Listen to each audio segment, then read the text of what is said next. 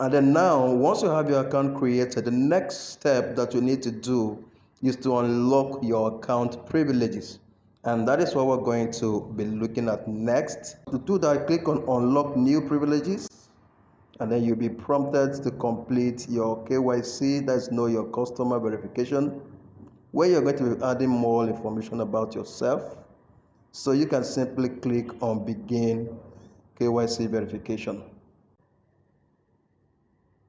And here you see that you are prompted to include your address, so make sure you put your address there, your state, your city, your zip code. Now for your zip code, when you get to that spot, you can get a zip code online. Just type the name of your location and then the name of your city where you are staying, and then include zip code or postal code, and you will find yours. So right there I'm putting my address, and after that I'm going to pick my state, and then I'll pick my city, and then include my zip code. And then I may have explained this in the past. If I haven't, you will need to upload your bank statement right here.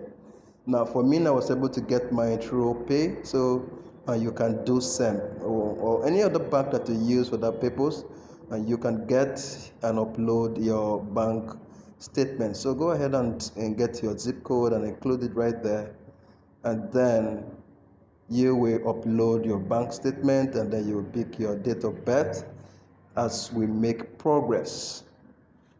So just click on that icon by the side, and then it will open up for you to pick up your own bank statement in order to include there. So I'm just going to click on that.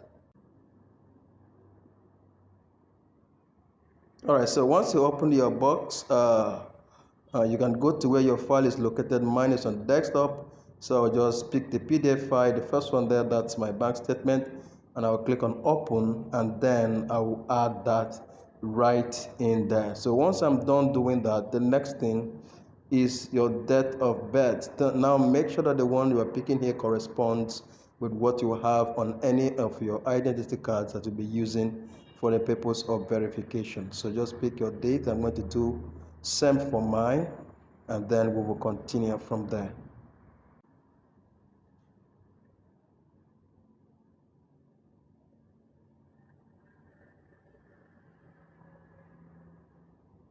All right, so once you're done doing that, you can simply click on continue.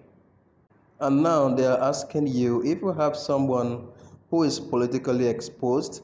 And of course, in my own case, I don't have. I don't know if you have. If you have, and you can choose that, yes. If you don't, then you can choose the opposite, which is no. So I don't have in my own case. And then I've done that, and I'll click on continue. And they have given us some of the options that we're going to be using here. Of course, we have access to more options afterwards, but here they have given us the option of international passport, the national ID card, and the driver's license.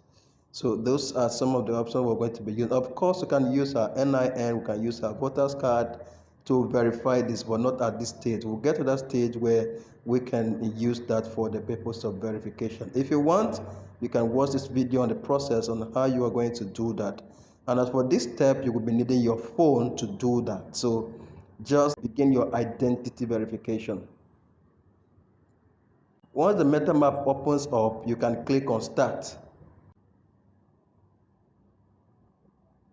And then you just continue your verification using your phone. So here you have two options, either to use QR code or email. I prefer we go with email. So you click on email. And once that opens up, you are going to see that you have a box there where you can include the email that you want to use to continue your verification. I would prefer that you should use the email that you have used in the past in creating your account, so that there will be no conflictions and there will be no issues. So just include that email there and then click on send email.